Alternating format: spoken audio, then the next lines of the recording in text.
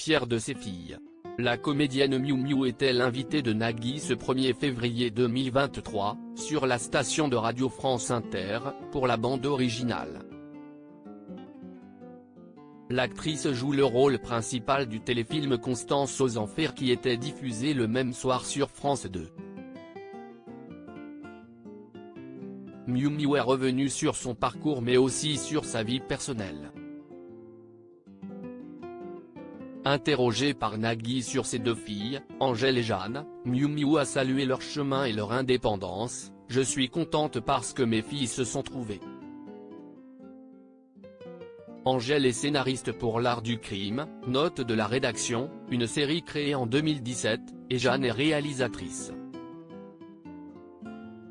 Si Jeanne Herry, fille de Miou Miou et de Julien Clerc, est aujourd'hui derrière la caméra, sa sœur, Angèle, évolue également dans le métier de la télévision et du cinéma.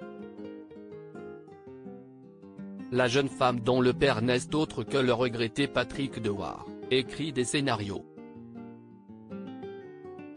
Miou Miou est particulièrement heureuse que ses deux enfants aient trouvé leur voie, mais elle reste très humble sur le sujet, comme elle le confie à Nagui. « Je ne sais pas si est une réussite, si est la normalité. » Miou Miou, qui sont les hommes de sa vie ? Ses premiers mots sur la mort de son compagnon, Jean Telet le 18 octobre dernier 2022 restera un jour noir pour Miou Miou.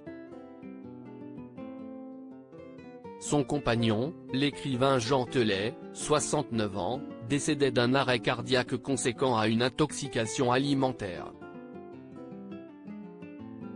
Depuis sa mort, elle ne s'était pas exprimée publiquement.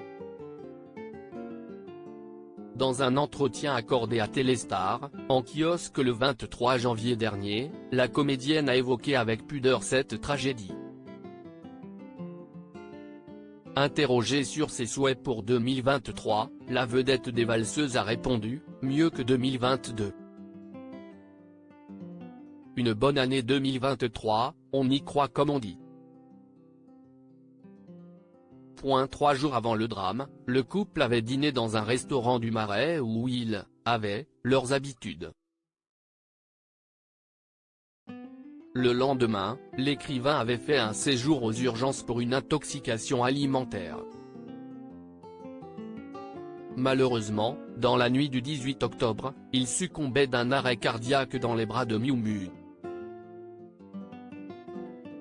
Une tragédie sur laquelle la comédienne reste très pudique.